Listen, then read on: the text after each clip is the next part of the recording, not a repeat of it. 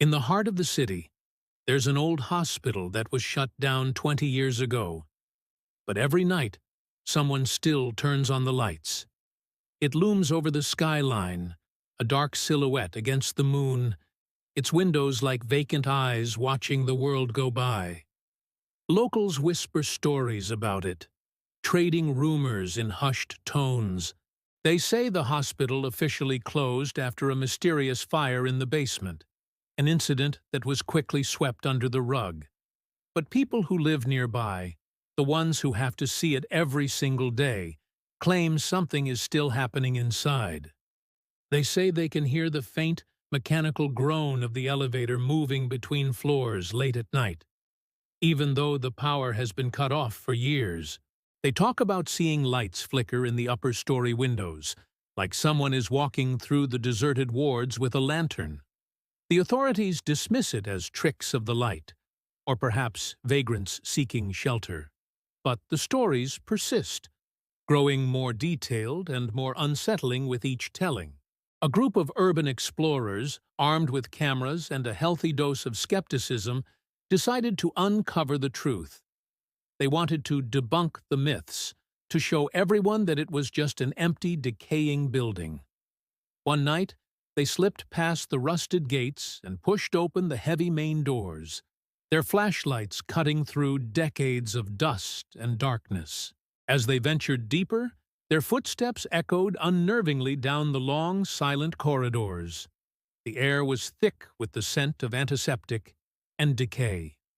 Dripping water from a leaky pipe somewhere in the walls sounded like a slow, deliberate countdown. They filmed everything: the empty, dusty beds with their neatly tucked-in sheets, the IV bags still hanging from their stands as if waiting for patients who would never arrive, the overturned gurneys, the charts scattered across the floor of the nurses' station. They were about to pack up, convinced it was all just local folklore.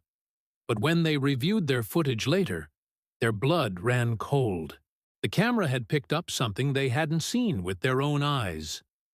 The faint, translucent figure of a nurse in a crisp, white uniform gliding silently across the far end of the hallway, even though there were no nurses left alive in that place.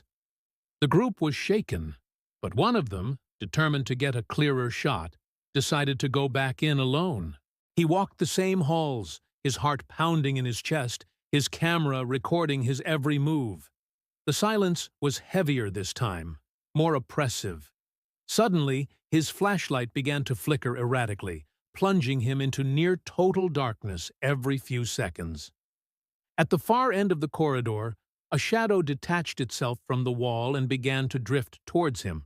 A soft, chilling whisper seemed to come from all around him. "Do you need help?" He froze, every instinct screaming at him to run. As he slowly turned around, a rusted stretcher rolled past him on its own, its wheels squeaking in protest. Standing just behind him, where there had been nothing a second before, was the same nurse from the video. But now he could see her clearly. Her face was horribly burned on one side, yet she was smiling. A wide, unnaturally calm smile that didn't reach her vacant eyes.